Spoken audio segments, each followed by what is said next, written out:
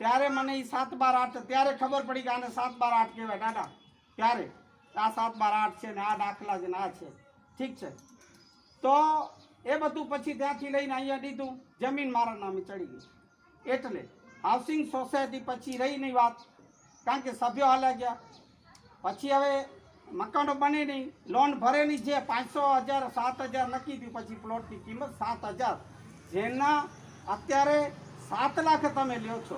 5 થી કે 7 લાખ 65 વારના પ્લોટ કેટલા મીઠા લાગે છે. એ ત્યારે મેં 7,000માં, શામજીભાઈ 7,000 એટલે જે જૂના છે ને ખબર છે, 7,000માં મેં પ્લોટ લીધા. આ 65 વારના બધા, હા 500 ભરે ભાઈ. તો એ પછી બિનખેતી મેં કરાવી. બિનખેતી ખૂચ થઈ કે બિનખેતી બંધ છે. વરી બાબા સાહેબને કીધું, બાબા વરી ખૂચ આવી. વરી મહિના પછી વરી ત્યાંથી કાગળ આવી કે ભાઈ બિનખેતી ચાલુ થઈ. પહેલી બિનખેતી આપણા નગરની થઈ છે. પહેલો નગર આ બધા પછી પહેલા આપણું વસ્યું છે. એ તમને ખ્યાલ છે કે નહીં? ખબર છે ને? આંબેડકર નગર પહેલું છે. એટલે અચ્છા, આંબેડકર નગર પહેલું છે. આ બધી સોસાયટી, એક ખાલી કિરાણા સોસાયટી હતી ગાયત્રી નગર ત્યારે.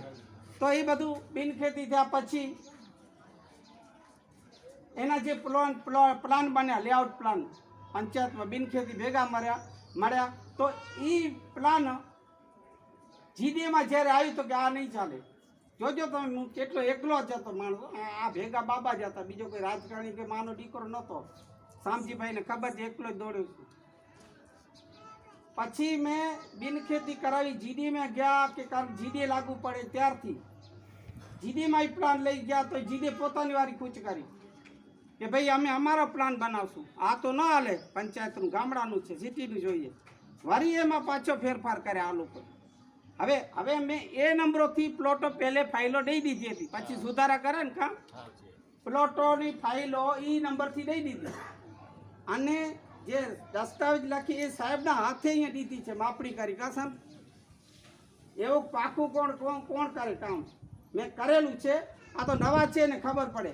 તો એ બિનખેતી થયા પછી મેં જીડીએના નિયમ મુજબ, પંચાયતના નિયમ મુજબ ઓલા ખૂણા બધા હતા ને એ સાર્વજનિક હતા. કયા?